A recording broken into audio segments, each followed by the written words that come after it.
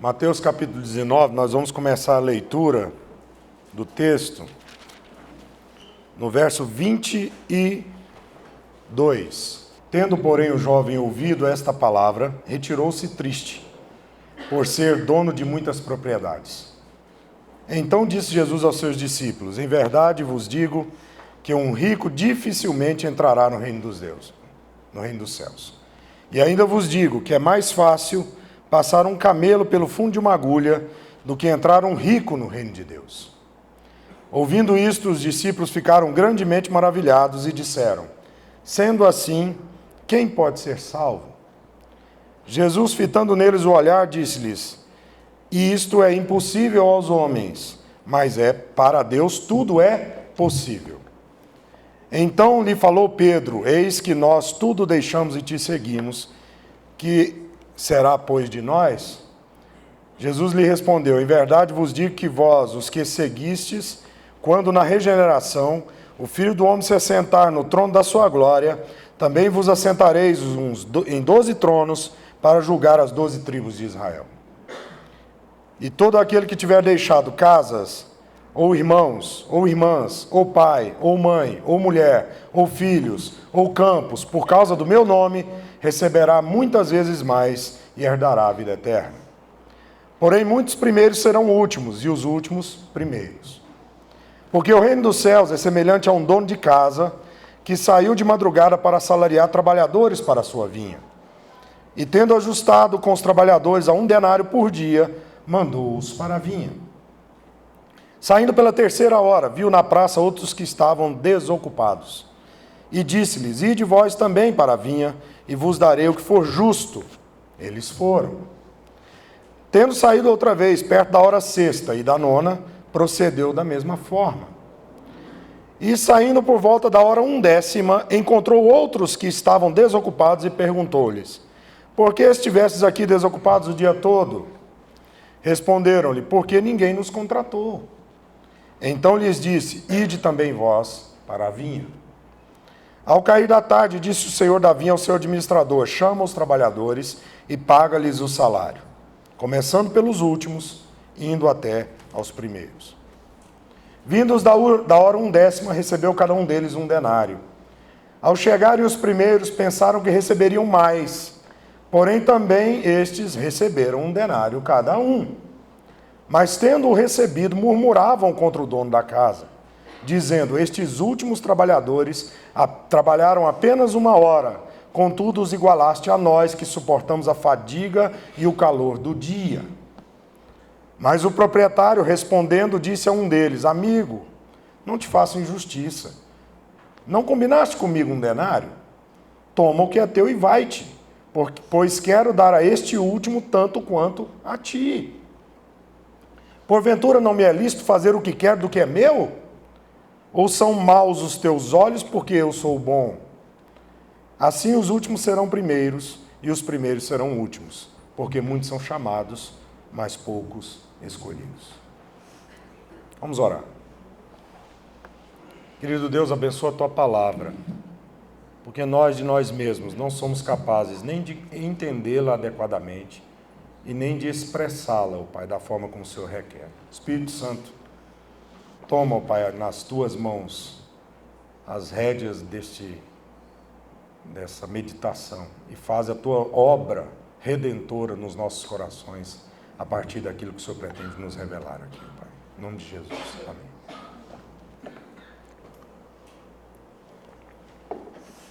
Pois bem, antes de mais nada eu quero dizer para vocês que nós vamos abordar também um pouco da história do filho pródigo, embora eu não tenha feito a leitura, porque é uma história extremamente conhecida, né?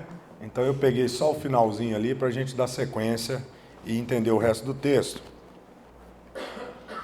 Essa mensagem ela está fundamentada numa preocupação profunda que eu tenho tido ultimamente comigo e com a igreja, baseado no fato que nós temos vivido dias difíceis, dias complexos, e parece que a gente tem tido dificuldade de entender esses tempos que nós estamos vivendo e muito mais, qual é o nosso papel como igreja nesse tempo. E com isso, e com essas dificuldades, e com tantas outras coisas que têm acontecido, parece que a gente tem perdido as batalhas diárias que nos são apresentadas. A igreja vive um momento curioso. Se por um lado sabemos que a nossa confiança e segurança estão postas em Cristo e na sua cruz, por outro, nós temos vivido completamente alheios a essa experiência. E é claro que eu não falo para todos, mas o objetivo é que cada um de nós faça a sua própria reflexão, né? Na medida em que nos parece mais fácil confiar nas nossas capacidades e nas facilidades do mundo moderno. Tem aí redes sociais, internet e todo tipo de coisa que a gente tem visto nos últimos tempos, inovações que têm assombrado a todos nós. Ninguém se perde mais na cidade, né? Está perdido? Bota o endereço no GPS. Ele te coloca, e o GPS já não precisa nem comprar mais, está no celular, né? Quer saber alguma coisa? O tempo, quer saber se vai chover, quer saber se o lugar que você quer ir ainda está aberto ou já fechou? Consulta no Google lá, que ele sabe de tudo, é o Big Brother, o grande irmão, sabe tudo. E essa tendência do mundo moderno parece que muitas vezes nos faz perceber uma certa autossuficiência. Qual é o problema disso? Na minha visão, o problema é que a gente, às vezes, transfere essa autossuficiência para lugares e momentos em que ela não deveria existir. E a intenção é trabalhar isso com vocês nessa noite. É fato que a humanidade tem passado por profundas transformações ao longo dos últimos 2 séculos. O pensamento iluminista trouxe a consciência da capacidade de invenção dos homens. O humanismo trouxe o homem para o centro das discussões e evidenciou a sua relevância no mundo. O individualismo egoísta se tornou um padrão social aceitável. O hedonismo, que é a busca pelo prazer, firmou-se como a filosofia dos vencedores. O capitalismo provou-se eficaz em premiar a garra e a perseverança dos que perseguem os seus objetivos. O comunismo prometeu implantar a tão sonhada sociedade igualitária. E junto com todos os ismos adicionais que eu não vou citar aqui, trazem uma única proposta: oferecer aos homens uma solução para os seus dramas fundamentais: vazio existencial, pobreza emocional e a miséria espiritual. A questão é complexa. Seria leviano eu dizer para vocês que a gente ia abordar e resolver esse assunto aqui, num único momento. Longe de mim tentar reduzir esse assunto a uma questão menor. Mas, ao meu ver, essa maneira de tentar ver as coisas tem gerado todas as dúvidas e incertezas que minam diariamente a nossa fé nas afirmações simples e poderosas do Evangelho, ao ponto de não produzir em nós, por um lado, uma repulsa instantânea dos discursos e percepções do mundo, e, por outro, uma corajosa atitude de permanecer fiéis ao que Cristo nos ensinou, pagando o preço de sermos relevantes diante desse mundo caído. Meu desejo é discutir isso com vocês, por pelo menos 3 ocasiões. Hoje, eu quero ficar só num desses aspectos. Hoje nós vamos discutir uma questão que é muito, muito comum no nosso pensamento de hoje em dia. É o problema do mérito, ou do merecimento. Ou, como eu intitulei esse estudo, quando o mérito toma o lugar da graça. Aí você vai entender qual é o problema com isso. Você vai entender quando, apesar de você ter sido salvo por Jesus Cristo e entender essa salvação, muitas vezes nós vivemos como se não fôssemos agraciados, mas como se nós merecêssemos as coisas. E o problema, a ideia é ver esse problema que isso causa.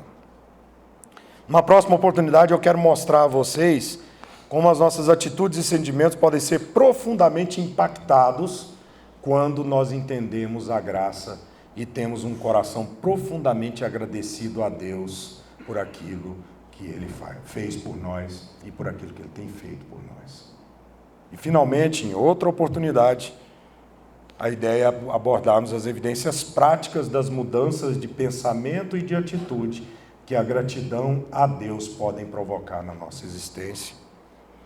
ao ponto de passarmos a ser relevantes como crentes e como igreja, em todos os contextos sociais nos quais estamos inseridos. Seremos ouvidos em todas as demandas nas quais estivermos envolvidos. Seremos vitoriosos em todos os desafios que nos forem propostos.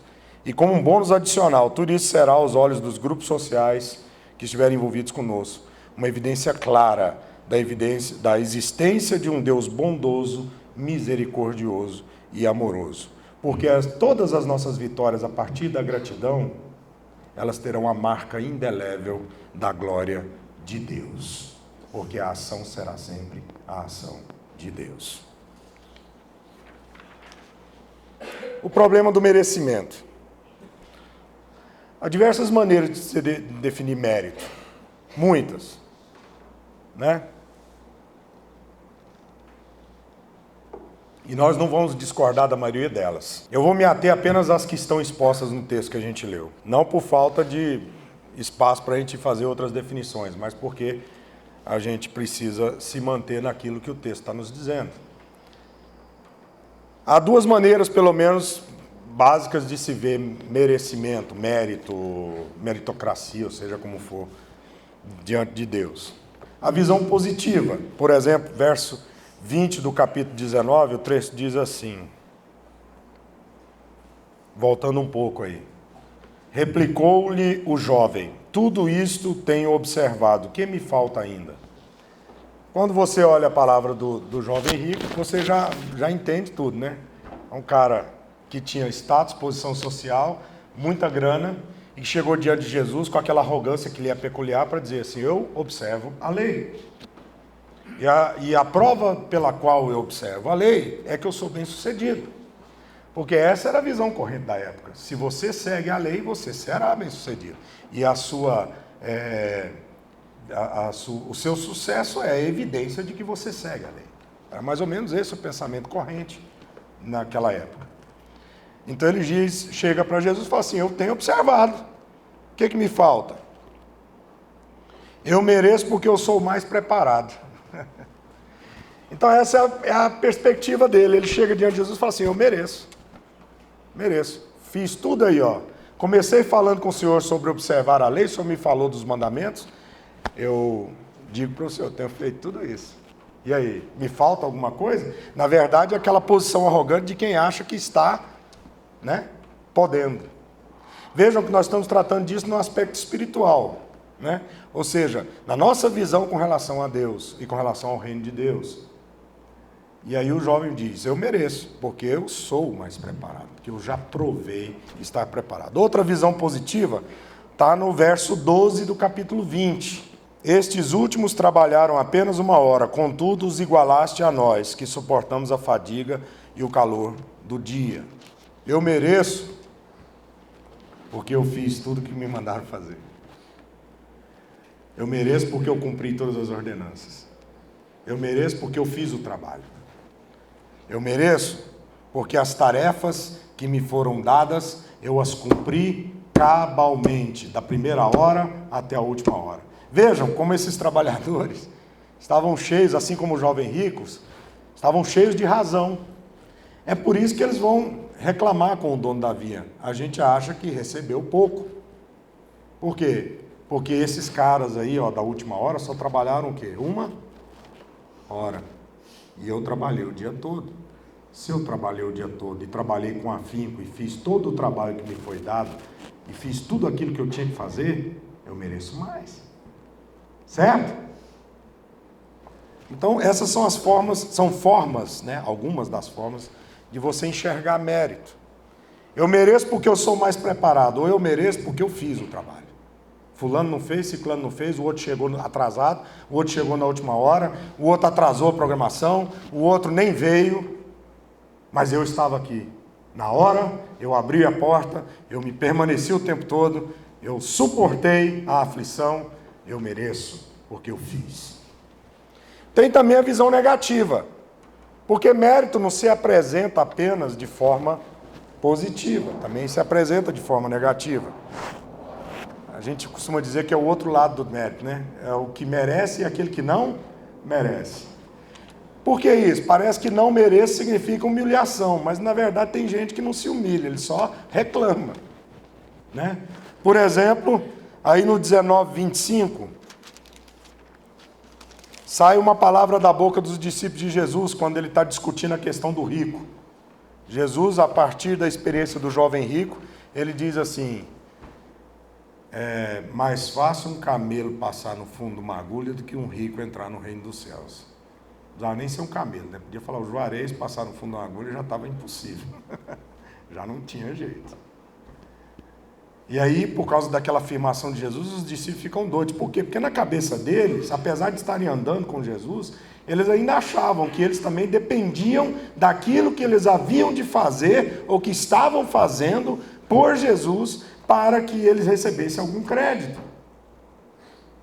Tanto que depois dessa palavra que a gente vai citar, no verso 25 do capítulo 19, Pedro diz assim: e nós, que temos andado com o Senhor, como é que vai ser? Não é? E aí eles dizem, os discípulos ficaram grandemente maravilhados e disseram: sendo assim, quem pode ser salvo? Ou seja, de repente eles olham para aquilo tudo e falam assim: se o rico que tinha guardado a lei, que havia se empenhado a vida toda para cumprir aqueles mandamentos, que além de tudo tinha na evidência da sua vida, por causa da sua riqueza, do seu sucesso, uma evidência de que Deus o abençoara, portanto ele estava de fato fazendo aquilo que Deus queria. Se esse foi embora triste e acabrunhado, porque Jesus fechou ele numa situação terrível, a qual ele não tinha como sair dela, porque o seu coração estava posto nas suas próprias riquezas, que dirá os discípulos que não tinham que cair mortos? Que além de tudo estavam abandonando aquela fé antiga da lei, do cumprimento da lei judaica, para uma nova fé que Jesus estava apresentando a eles. Quem pode ser salvo? O que é que eu posso fazer? É quase um grito do tipo: então o que é que eu posso fazer para ser salvo?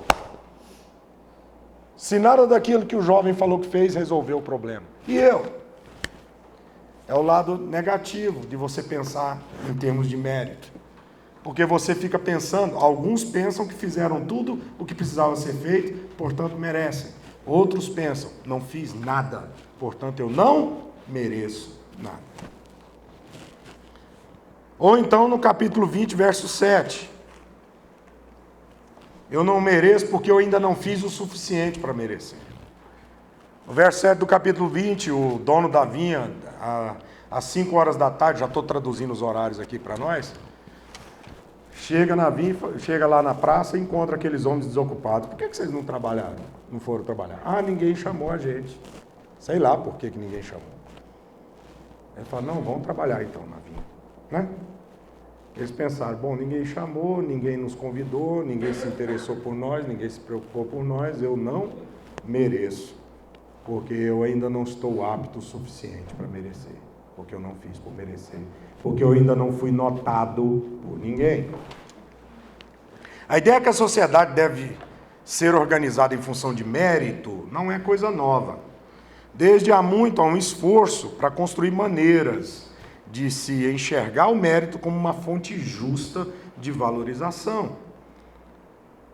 Ou seja, se você demonstra capacidade, aptidão, talento, deve ser estimulado ao desenvolvimento e, principalmente, deve ser recompensado pelos resultados alcançados. A sociedade pensa assim.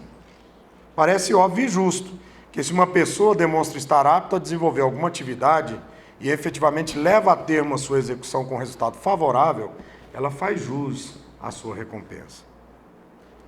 O problema é que Jesus, quando expõe a parábola dos trabalhadores da vinha, ele mostra claramente que no reino dos céus as coisas não são assim. Então qual é o nosso problema? Está errado a sociedade pensar em termos de mérito? Eu diria que não. Como sociedade, não. Mas a gente corre um risco muito grande quando a gente começa a pensar que a nossa vida, principalmente quando se relaciona a Deus, a sua igreja e ao testemunho que nós temos que dar nessa vida lá fora, começa a funcionar em termos de mérito. Por quê? Porque no reino de Deus as coisas não são assim. Rapidamente nós vamos olhar para cada um dos personagens dessa história. E eu quero pedir a vocês que percebam em cada um deles as nuances que podem fazê-los compreender aquilo que você talvez tenha que melhorar. Ou identificar a sua posição como uma posição de fato que está debaixo da vontade de Deus quanto ao seu reino. E alegre-se porque não precisa mudar nada, mesmo que as coisas estejam terríveis na sua vida. Primeiro, o problema dos discípulos. Aí no 19, 23, 24, 25 diz assim: Jesus disse aos seus discípulos: em verdade vos digo que um rico dificilmente entrará no reino dos céus, e ainda vos digo que é mais fácil passar um camelo pelo fundo de uma agulha do que entrar um rico no reino dos céus. Ouvindo isso, os discípulos ficaram grandemente maravilhados e disseram: sendo assim, quem pode ser salvo? Eles perceberam que a atitude mercantil do jovem rico, mereço porque cumpre os mandamentos, não foi só reprovada por Jesus, como também não lhe garantiu nenhuma das bênçãos espirituais prometidas por Cristo. Aí eles ficam atônitos: quem pode ser salvo? Ser cumpridor da lei, religioso, bem-sucedido, recebe, mesmo assim ele recebe uma tarefa difícil mais para cumprir, né? Jesus dá para ele assim, fala assim para ele: então vende tudo que você tem, dá aos pobres, depois vem e me segue. E ele falou: uau, não dou conta, não dou conta. O problema de viver por mérito no reino de Deus é que vai ter sempre um desafio que você não dá conta de cumprir. Vai ter sempre um pecado que você não dá conta de abandonar. Vai ter sempre uma maldade no seu coração que você é incapaz de extirpar. Vai ter sempre em você alguma coisa que desagrada a Deus e que você não consegue resolver. O problema de se viver por mérito, o problema dos discípulos aqui, quem pode ser salvo? É que invariavelmente, quando você está vivendo a sua vida baseada nesse conceito de que o que você fez te garante o resultado, ou que você ainda não fez o suficiente para obter o resultado, é que você não vai conseguir reunir as condições necessárias para ser salvo, nem para ser abençoado, nem para ser impactado, nem para ter o Espírito Santo andando com você, e nem para nenhuma dessas coisas que Deus tem resolvido. A resposta de Jesus desconcerta todo mundo e deve nos fazer pensar. Jesus vira para os discípulos com essa dificuldade e responde no 26. Jesus, fitando neles o olhar, disse-lhes: isto é impossível aos homens, mas para Deus tudo é possível. Aleluia! É impossível aos homens porque o padrão de Deus é inatingível, meu querido. É impossível porque a corrupção do coração humano não permite que ele enxergue com clareza a vontade de Deus. É impossível porque o que reprovou o jovem não foi a atitude dele, mas o seu coração. Retirou-se triste, diz o verso 22. Porque Deus sonda, Deus vê os corações. 1 Samuel 16, 7. Quando Samuel vai ungir Davi, o primeiro filho de Jessé que entra lá, aquele homem lindo, forte, alto, e Samuel de cara olha e fala assim: é esse, é o primogênito, é o mais poderoso, né? É o mais preparado, é o que tem mais evidência de rei, é o que tem estirpe. E Deus fala para ele secretamente, fala assim: não, eu não vejo como vê os homens, eu vejo o coração. Lembrando rapidamente, nota de rodapé: coração na Bíblia vai ser sempre uma junção de duas coisas, viu? A gente tem sempre que falar isso para latino, porque latino tem a mania, latino que eu falo, nós, os ocidentais, né? Nós achamos que coração é sentimento, e que coração é uma coisa e pensamento é outra. E na Bíblia, a cultura oriental, coração e sentimento é a mesma coisa. Desculpa, coração e pensamento é a mesma coisa. Então, quando você falar em coração, implica naquilo que você pensa e naquilo que você sente. Nota de rodapé para a gente não se esquecer do que Jesus está falando aqui. É impossível porque a visão de mérito era tão forte naqueles homens que eles não eram capazes de enxergar uma solução, visto que tudo o que eles fizeram, ao ser comparado com o que o jovem rico fizera, era nada e não traria crédito para eles. Então a afirmação dos discípulos é: quem pode ser salvo?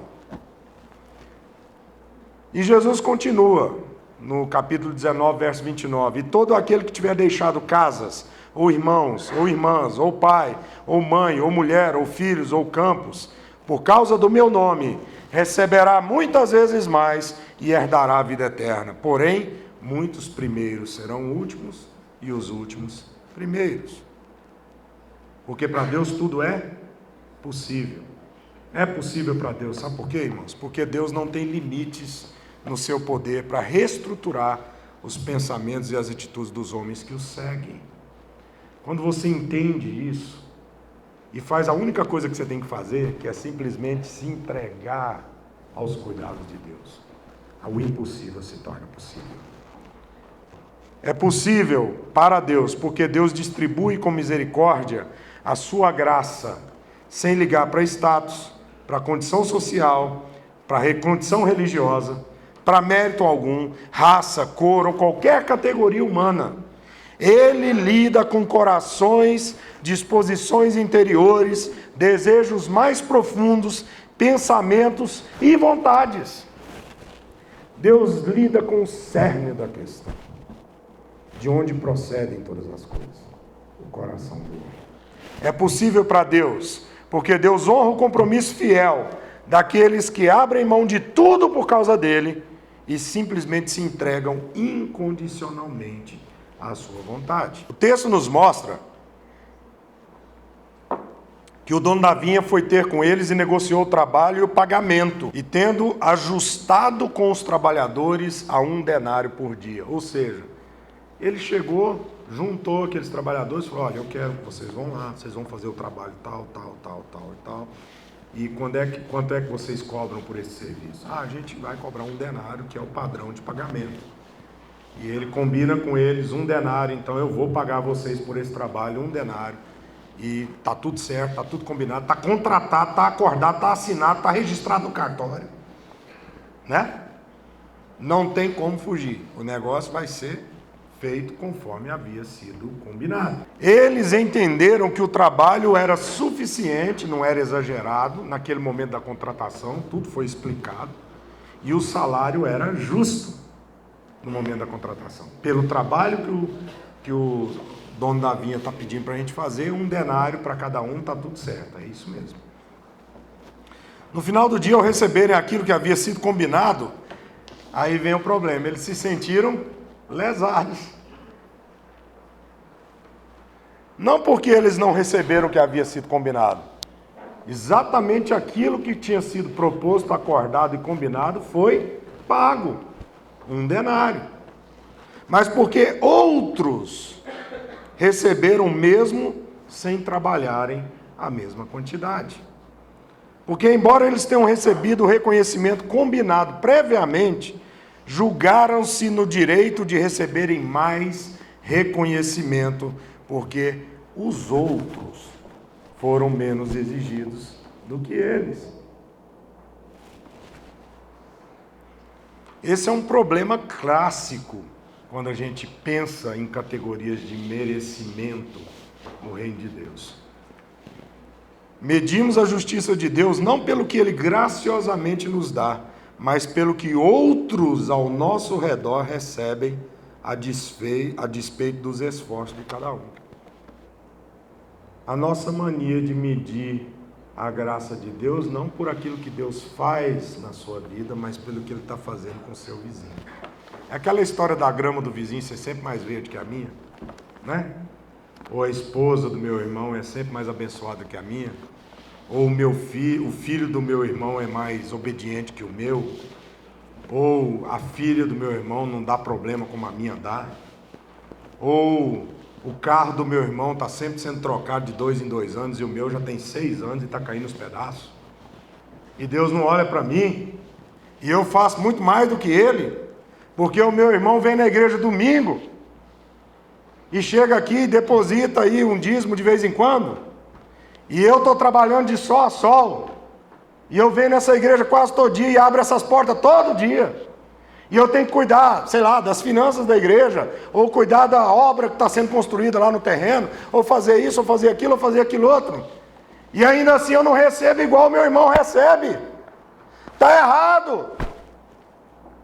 Não porque eu não esteja recebendo aquilo que Deus me prometeu, mas porque eu começo a olhar para o outro e quero comparar com ele. Isso leva esses trabalhadores da primeira hora, ao invés de serem agradecidos pelo cumprimento do contrato, do acordo, conforme havia sido combinado,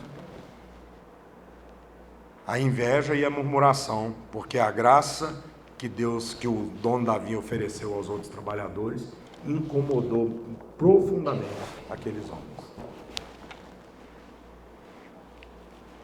Essa é uma questão difícil, né, Marcelo? Difícil. Porque essa sensação de merecimento que paira sobre as nossas cabeças, frequentemente milita contra nós, quando a gente olha para o resto da igreja. Quando a gente quer comparar com o resto da igreja. Ou até de outras igrejas. Crente de cá olhando para a igreja do lado de lá.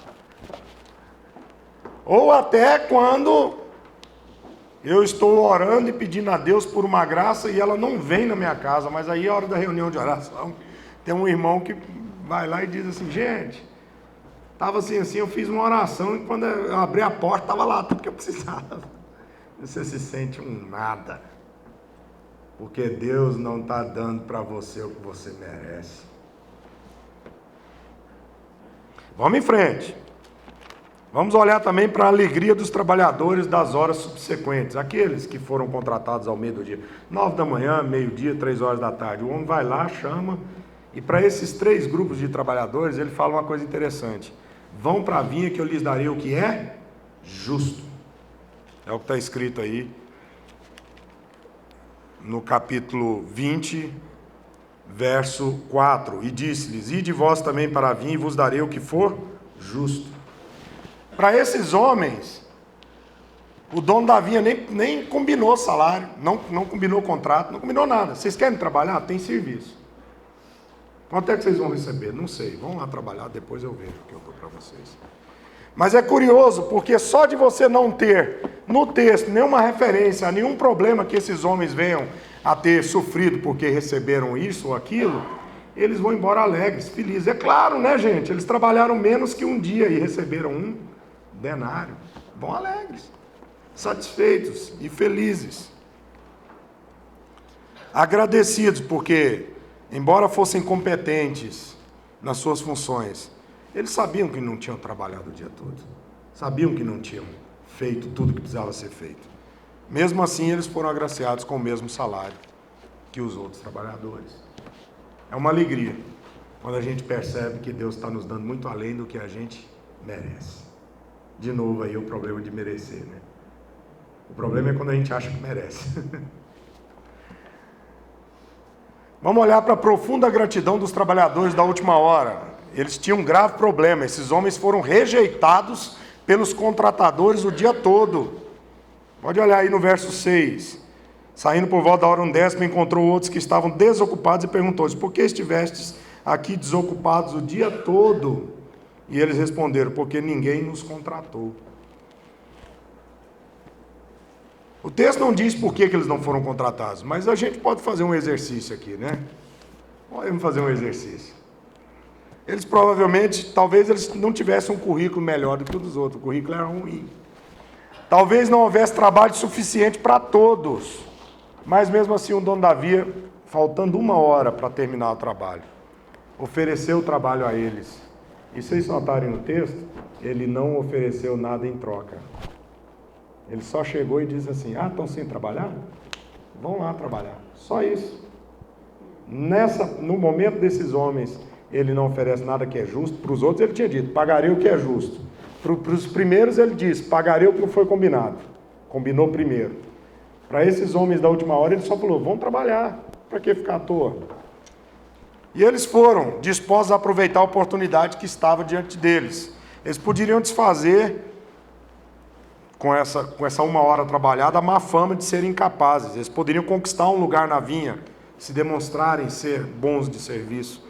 Eles poderiam se aproximar do dono da vinha e se tornarem alvo de futuras contratações. Eles poderiam acrescentar aquela 1 hora aos seus currículos, melhorando seus currículos. Há várias razões pelas quais eles foram trabalhar de graça. E aí eles são profundamente surpreendidos com a bondade e a misericórdia do dono da vinha. Ele paga a eles um salário integral, sem que eles tivessem adquirido direito àquele pagamento. E o dono da vinha, hein? Sujeito numa decisão firme, né? Ele resolve ser bondoso, age bondosamente, e o julgamento dos trabalhadores da primeira hora apenas mostra claramente que a sua atitude de bondade está correta. Olhando para o dono da vinha como sendo o nosso Deus, e que é essa a interpretação correta, a bondade de Deus sempre produzirá alegria e gratidão naqueles que conseguem perceber que receberam muito mais do que mereciam. E é aqui que o bicho pega. Nós precisamos fazer um exercício profundo para compreender que não há mérito em nós algum, nem para receber e nem como pretexto para se apresentar diante de Deus. A gente simplesmente se apresenta. Simples assim. E quando você entende, você percebe que recebeu mais do que você merece. E receber mais do que você merece produz no seu coração profunda alegria e gratidão. A bondade de Deus também, por outro lado, a bondade de Deus também produzirá as evidências de um coração que ainda não se libertou do jugo do pecado. Um coração que produz inveja, maledicência, murmuração, cobranças e autojustificação. Sempre a bondade de Deus vai fazer isso. O dono da vinha retruca com o amigo que reclama com ele.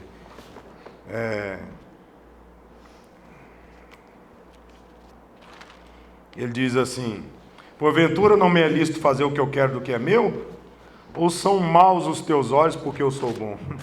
Quer dizer, a minha bondade é que produziu a maldade dos teus olhos? Frequentemente isso acontece.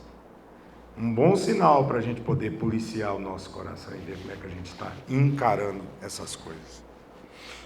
Devemos avaliar com honestidade a nossa disposição de coração.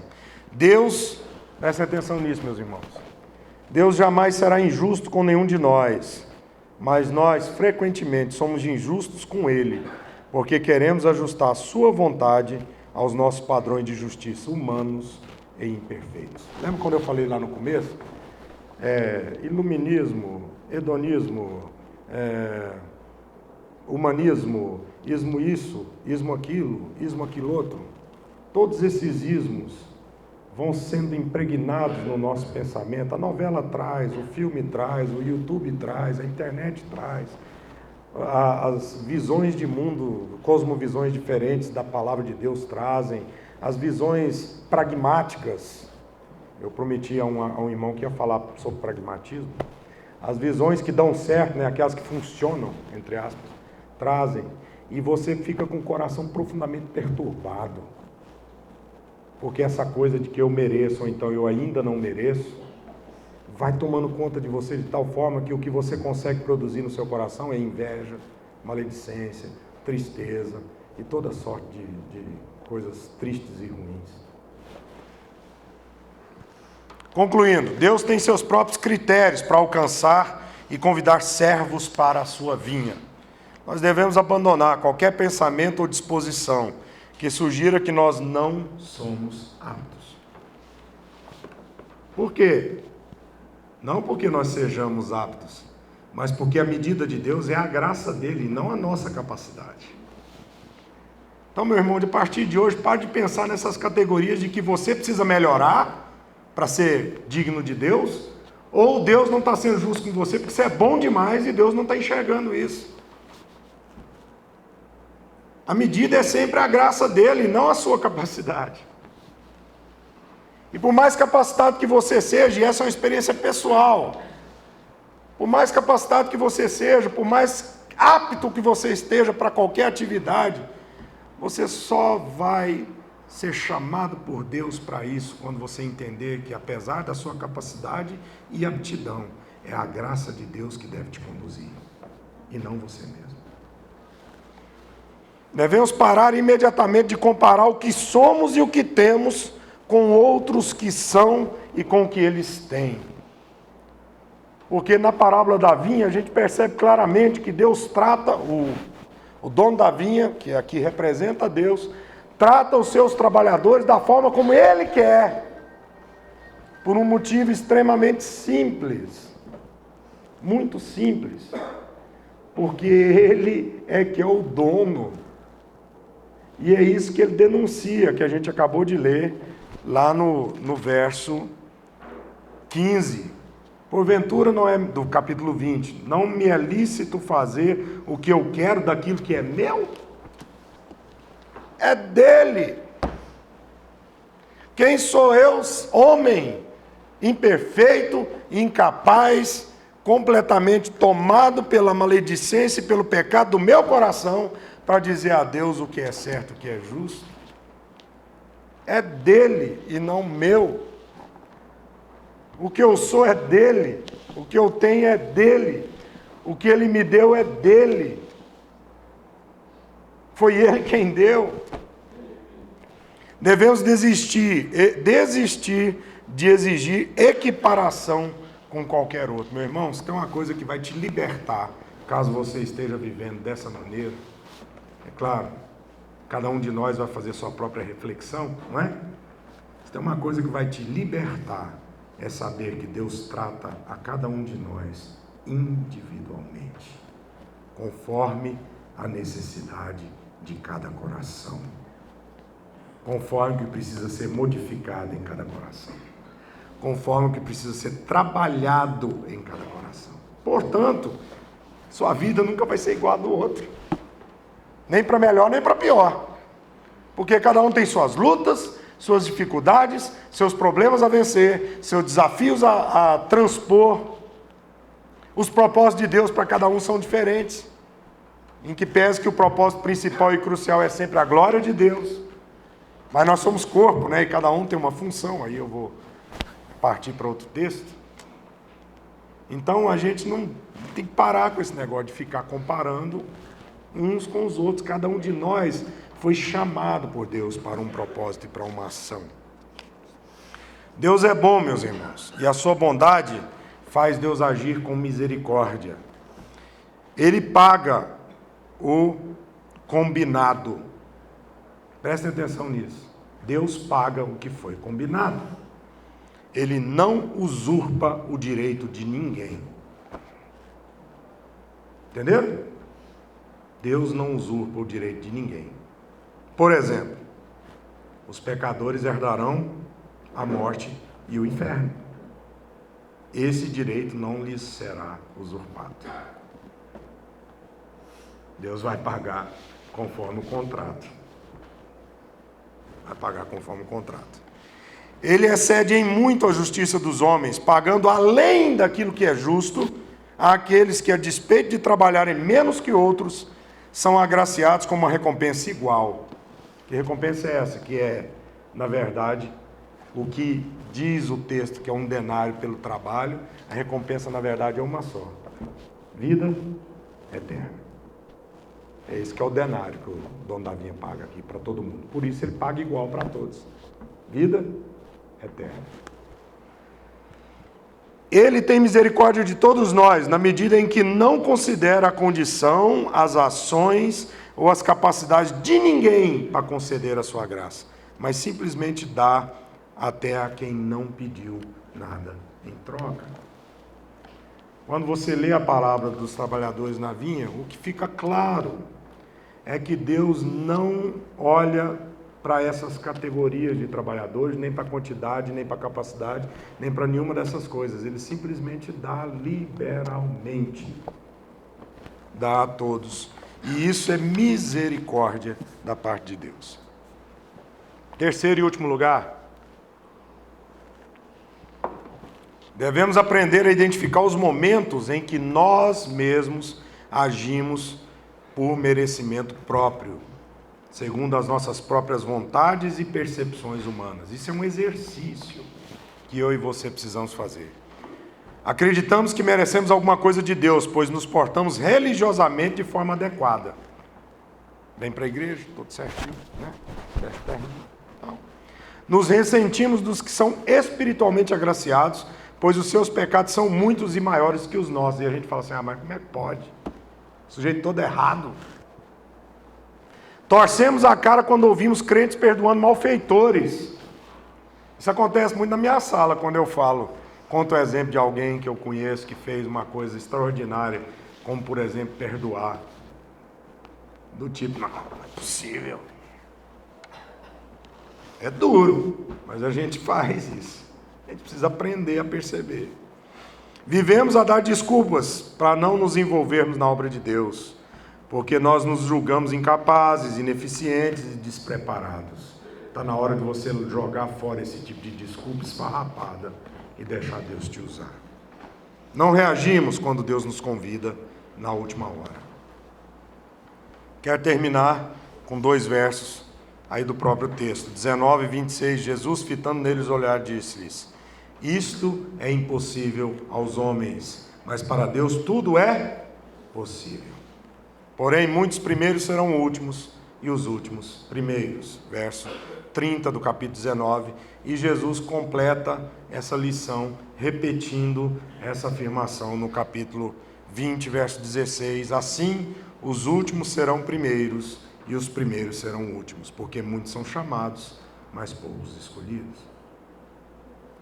Meus irmãos, na próxima oportunidade eu quero ter a chance de mostrar a vocês a diferença que faz quando você abandona essa vida baseada em merecimento próprio, seja pelo lado positivo, seja pelo lado negativo, e começa a confiar essencialmente e exclusivamente na graça que Deus encheu a tua vida. E você confia na graça de Deus para perdão de seus pecados, então você peca, mas você pede perdão e sabe que Deus haverá de te perdoar. E você confia na graça de Deus para a redenção da sua alma, porque sabe que Jesus Cristo ressuscitou dos mortos e haverá de te levar para o lar celestial. Isso passa a ser verdade para você todos os dias, e as coisas do dia a dia parecem que ficam menores, porque o que vem depois é infinitamente mais, infinitamente superior. E você passa a enxergar o processo de existência que você está inserido como um processo que faz parte de uma melhoria contínua, ou a gente chama teologicamente de santificação, na medida em que Deus vai te ensinando com as diversidades da vida. E se você está sofrendo a adversidade, está aprendendo com Deus, então eu só tenho que me alegrar, como diz Tiago no início do seu livro, da sua carta. Tendes por motivo de toda satisfação para os sofreres por causa de Jesus. E todas essas coisas haverão de te conduzir a uma alegria que você não sabe explicar. A alegria dos trabalhadores que sabiam que não mereciam. A gratidão profunda daqueles que nem tiveram promessa de salário, mas que receberam do dono o mesmo que ele havia prometido a todos. E você haverá de receber a vida eterna em Cristo Jesus. Eu espero que isso nos faça também melhorar o nosso relacionamento como igreja, na medida em que cada um de nós enxerga o seu irmão com olhos melhores, desprovidos de julgamento, de visões, seja quais forem. Aprende a perdoar o irmão, aprende a ter uma palavra edificante para o irmão, ao invés daquela palavra maledicente. Aprende a se relacionar com o irmão, buscando o irmão da sua tristeza e das dificuldades da sua alma. Como a gente aprendeu hoje de manhã na minha sala, aprende a suportar o irmão, carregar o irmão nas costas, quando ele mais precisa de nós. Que Deus assim nos abençoe a todos. Amém?